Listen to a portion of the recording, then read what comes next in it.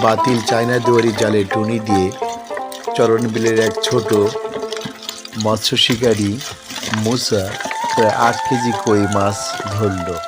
আমরা আজকে সেই ভিডিওটি দেখব কিভাবে সে এই অভিনব কায়দায় মাছ ধরল।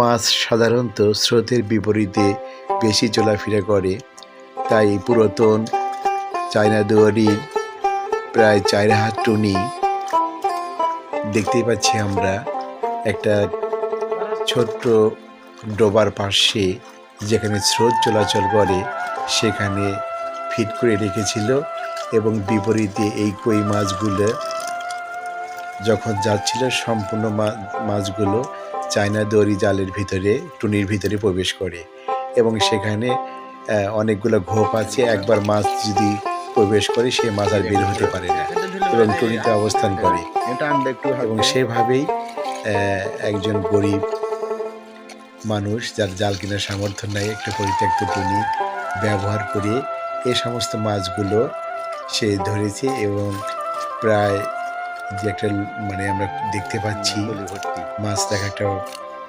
বাঁশের পাত্র, সেখানে একদম ফুল হয়ে ভর্তি হয়ে গেছে এবং কইগুলো বেশ বড় এবং চরণগুলো একবারে টাটকা এবং ফ্রেশ পানির মাছ।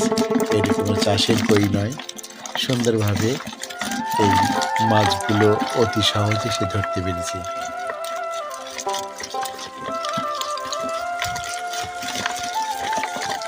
আসলে মুসার আইডিয়াটা খুবই সুন্দর ছিল।